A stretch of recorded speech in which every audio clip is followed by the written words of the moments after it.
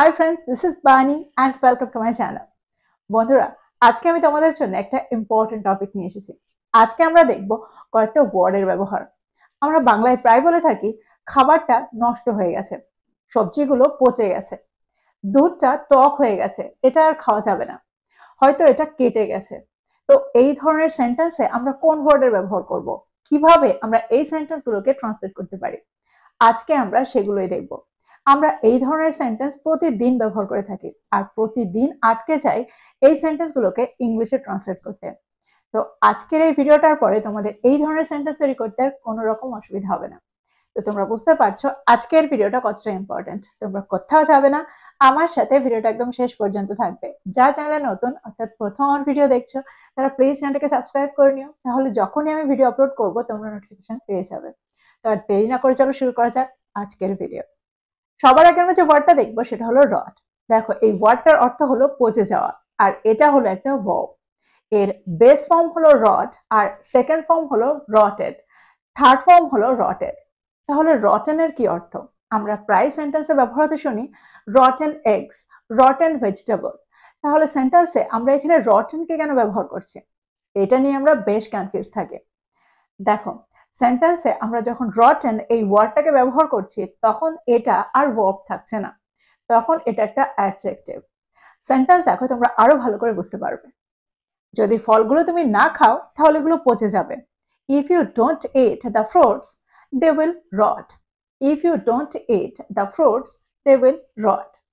দেখো সেন্টেন্সে এখানে এই ওয়ার্ডটাকে আমরা একটা ভার্ব হিসেবে ব্যবহার করলাম, দে উইল রট। যদি আমি বলি ফলগুলো কিছুদিন পরে পচে গিয়েছিল, the fruits rotted after a few days.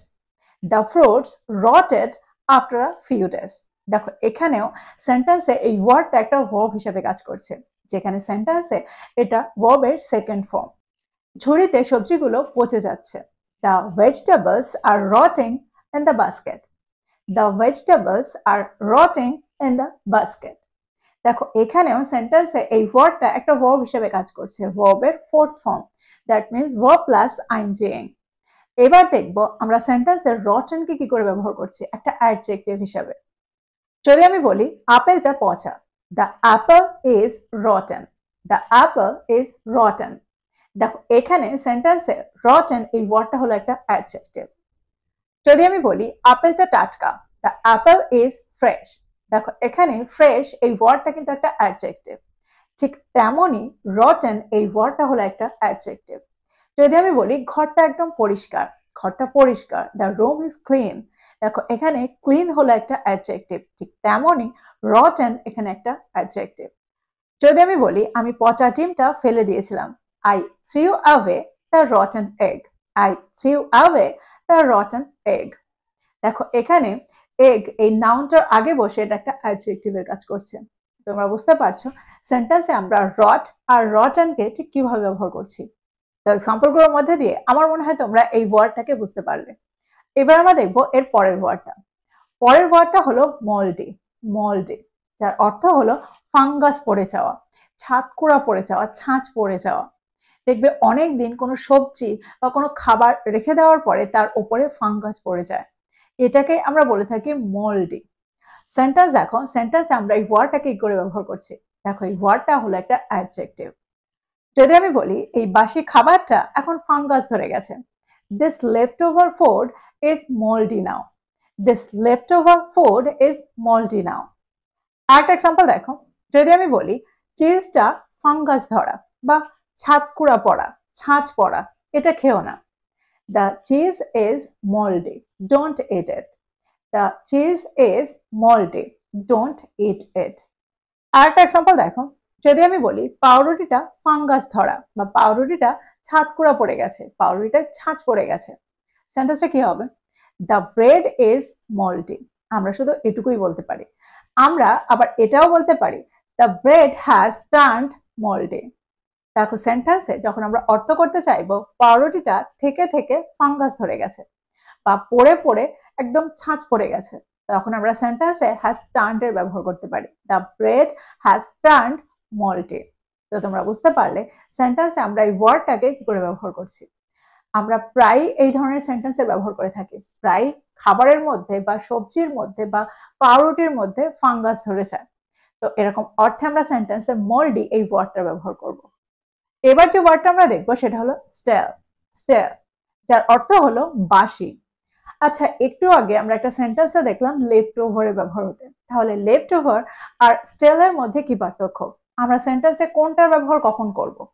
দেখো, লেফট ওভার এই ওয়ার্ডটার অর্থ হলো যখন আমরা খাবার খাওয়ার পরে কিছুটা থেকে যায়। আমরা প্রায় কোনো সবজি বা কোনো খাবার পরে কিছুটা থেকে যায়, যেটা আমরা পরে খাবার জন্য রেখে দিই, সেটা হলো লেফট ওভার। তাহলে স্টেল এই ওয়ার্ডটার ব্যবহার আমরা কখন করব? এটার কি অর্থ? দেখো, সেন্টেন্সে আমরা স্টেলের ব্যবহার তখন করি যখন আমরা অর্থ করতে চাই কোনো একটা খাবার পরে থেকে বাসি হয়ে গেছে। অর্থাৎ গতকাল রান্না করেছি বা সকালে রান্না করেছি, সেটা সন্ধ্যায় গিয়ে খাওয়ার কথা বলছি, সেটা বাসি হয়ে গেছে। গতকাল রান্না করেছি আর আজকে খাওয়ার কথা বলছি, সেটা বাসি হয়ে গেছে। অর্থাৎ খাবারটা পরে থেকে বাসি হয়ে গেছে। বাসি খাবার আমাদের খেতে ভালো লাগে না।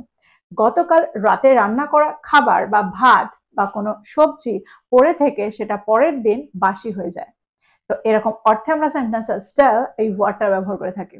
তাহলে তোমরা বুঝতে পারলে দুটো ওয়ার্ডের মধ্যে কি পার্থক্য। সেন্টেন্সে প্রায় আমরা লেফট ওভারকে ব্যবহার করে থাকি আর প্রায় আমরা স্টেলের ব্যবহার করে থাকি। আমার মনে হয় দুটো ওয়ার্ডের মধ্যে তোমরা পার্থক্য বুঝতে পেরেছো। দেখো, এই ওয়ার্ডটা হলো একটা অ্যাডজেক্টিভ। সেন্টেন্সে এই ওয়ার্ডটা একটা অ্যাডজেক্টিভ হিসেবে কাজ করে। ফর এক্সাম্পল, যদি আমি বলি বাসি ভাত ভালো লাগে না, সেন্টেন্সটা কি হবে? Stale rice doesn't taste good. Stale rice doesn't taste good. এই ভাতটা বাসি। This rice is stale. This rice is stale. আরেকটা এক্সাম্পল দেখো, যদি আমি বলি বাসি খাবার স্বাস্থ্যের জন্য ভালো নয়, সেন্টেন্সটা কি হবে? Stale food is not good for health. Stale food is not good for health. তো তোমরা বুঝতে পারছো সেন্টেন্সে আমরা এই ওয়ার্ডটাকে কি করে ব্যবহার করছি। এবার আমরা দেখবো এর পরের ওয়ার্ডটা। দেখো, সেন্টেন্সে এই ওয়ার্ডটা একটা ভার্ব বা একটা অ্যাডজেক্টিভ, দুভাবেই ব্যবহার হতে পারে। ফর এক্সাম্পল, স্যুপটা টক হয়ে গিয়েছিল। The soup turned sour. The soup turned sour. দুধটা টক হয়ে গেছে। The milk turned sour. The milk turned sour. যদি আমি বলি সে ভুল করে টক দুধটা খেয়ে ফেলেছিল, সেন্টেন্সটা কি হবে? She drank sour milk by mistake. She drank sour milk by mistake. তো তোমরা বুঝতে পারছো সেন্টেন্সে আমরা এই ওয়ার্ডটাকে কি করে ব্যবহার করছি। কোনো কিছু টক হয়ে গেছে বা খাবারটা টক হয়ে গেছে, দুধটা টক হয়ে গেছে, এরকম অর্থে আমরা সেন্টেন্সে এই ওয়ার্ডটাকে ব্যবহার করে থাকি। দেখো, বেশিরভাগ ক্ষেত্রে আমরা কোনো ড্রিঙ্ক, কোনো স্যুপ বা দুধ টক হয়ে যায় যখন, তখন আমরা এই ওয়ার্ডটা ব্যবহার করে থাকি। এবার আমরা দেখবো এর পরের ওয়ার্ডটা। পরের ওয়ার্ডটা হলো স্পয়েল। আমরা প্রায় বলে থাকি খাবারটা নষ্ট হয়ে গেছে। তো নষ্ট হয়ে যাওয়ার অর্থে আমরা সেন্টেন্সে স্পয়েল এই ওয়ার্ডটা ব্যবহার করে থাকি। দেখো, এই ওয়ার্ডটা একটা ভার্ব আবার একটা অ্যাডজেক্টিভ। সেন্টেন্সে দুভাবেই ব্যবহৃত হতে পারে। যদি আমি বলি দুধটা নষ্ট হয়ে গেছে, তাই এটা খেও না। The milk is spoiled, so don't drink it. The milk is spoiled, so don't drink it. যদি আমি বলি কয়েক ঘন্টা পরে সালাদটা নষ্ট হয়ে গিয়েছিল, the salad spoiled after a few hours. The salad spoiled after a few hours. আরেকটা এক্সাম্পল দেখো, যদি আমি বলি দয়া করে খাবারটা নষ্ট করে ফেলো না, please don't spoil the food. Please don't spoil the food. তোমরা বুঝতে পারছো সেন্টেন্সে আমরা এই ওয়ার্ডটাকে কি করে ব্যবহার করছি, যখন আমরা অর্থ করছি নষ্ট হয়ে যাওয়া। নষ্ট হওয়ার অর্থে আমরা সেন্টেন্সে স্পয়েল এই ওয়ার্ডটা ব্যবহার করে দেব। আমরা প্রায় বলে থাকি খাবারটা খারাপ হয়ে গেছে। তো খারাপ হয়ে যাওয়ার অর্থে আমরা সেন্টেন্সে ব্যাড এই ওয়ার্ডটা ব্যবহার করতে পারি। যদি আমি বলি খাবারটা খারাপ হয়ে গেছে, the food has gone bad. The food has gone bad. যদি আমি বলি এই মাছটা খারাপ হয়ে গেছে, this fish has gone bad. This fish has gone bad.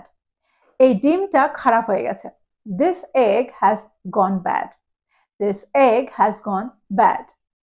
মাংসটা থেকে খারাপ গন্ধ আসছে, the meat smells bad. The meat smells bad. তো তোমরা বুঝতে পারছো এই ক্ষেত্রেও আমরা ব্যাড এই ওয়ার্ডটা ব্যবহার করতে পারি। কোনো খাবার খারাপ হয়ে গেছে, কোনো কিছু খারাপ হয়ে গেছে এরকম অর্থে। এবার আমরা দেখবো এর পরেরটা। পরেরটা হলো ডিকে।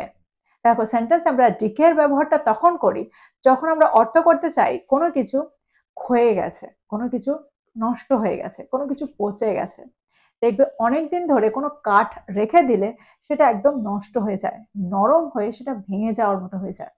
তো এটাকে আমরা ক্ষয়ে যাওয়া, নষ্ট হয়ে যাওয়া এরকম অর্থে এই ওয়ার্ডটাকে ব্যবহার করে থাকি। কোনো একটা বাড়ি অনেক দিন ধরে পড়ে থেকে থেকে নষ্ট হয়ে যায়, এরকম অর্থেও আমরা সেন্টেন্সে এই ওয়ার্ডটা ব্যবহার করতে পারি, ক্ষয়ে যায়। এরকম অর্থে আমরা সেন্টেন্সে এই ওয়ার্ডটা ব্যবহার করতে পারি। দেখো দাঁত ক্ষয়ে যাওয়ার অর্থেও আমরা সেন্টেন্সে এই ওয়ার্ডটা ব্যবহার করতে পারি, ডিকের ব্যবহার করতে পারি। এক্সাম্পল দেখো, যদি আমি বলি কাঠটা পচে গেছে, দেখো অনেকদিন পড়ে থেকে থেকে যখন কাঠটা নষ্ট হয়ে যায়, ক্ষয়ে যায়, তখন আমরা এরকম অর্থে ডিকের এই ওয়ার্ডটা ব্যবহার করে থাকি, ডিকে কে ব্যবহার করে থাকি। তো সেন্টেন্সটা কি হবে? The wood has decade, the wood has decade. যদি আমি বলি পুরনো বাড়িটা ক্ষয়ে গেছে, the old house has decade, the old house has decade. তার দাঁতটা ক্ষয়ে গেছে, his tooth has decade, his tooth has decade. তো তোমরা বুঝতে পারছো সেন্টেন্সে এই ওয়ার্ডটার ব্যবহার, ডিকের ব্যবহার। তো এই ছিল কয়েকটা ইম্পর্টেন্ট ওয়ার্ড, যে ওয়ার্ডগুলোকে আমরা প্রতিদিন ব্যবহার করে থাকি। আর এগুলোর ব্যবহার না জানলে সত্যিই ইংরেজি বলাটা অসম্ভব। আমরা প্রতিদিনের কনভারসেশনে প্রায় আমরা এই ধরনের ওয়ার্ডের ব্যবহার করে থাকি, এই ধরনের বাংলা বাক্যগুলোর ব্যবহার করে থাকি। তো এই বাংলা বাক্যগুলোকে যখন আমরা ইংলিশে ট্রান্সলেট করব, তখন আমরা এই ওয়ার্ডগুলোর কে ব্যবহার না করে, এই ওয়ার্ডগুলোর সাহায্য না নিয়ে এই সেন্টেন্সগুলোকে আমরা তৈরি করতে পারবো না। তো এই ছিল কয়েকটা ইম্পর্টেন্ট ওয়ার্ড। আমার মনে হয় প্রত্যেকটা ওয়ার্ডকে তোমরা বুঝতে পেরেছো। প্রত্যেকটা ওয়ার্ডকে নোট ডাউন করো আর এগুলো দিয়ে প্রচুর সেন্টেন্স তৈরি করো, আর সেগুলোকে তোমাদের প্রতিদিনের কনভারসেশনে ব্যবহার করো। তো এই ছিল আজকের ভিডিও, এই ছিল আজকের টপিক। ভিডিওটা ভালো লাগলে লাইক করতে ভুলে যেও না, বন্ধুদেরকে শেয়ার করো যারা ইংরেজি শিখছে। So this is all about today. I will be back with another video. Till then, take care. Thank you for watching this video. Bye bye.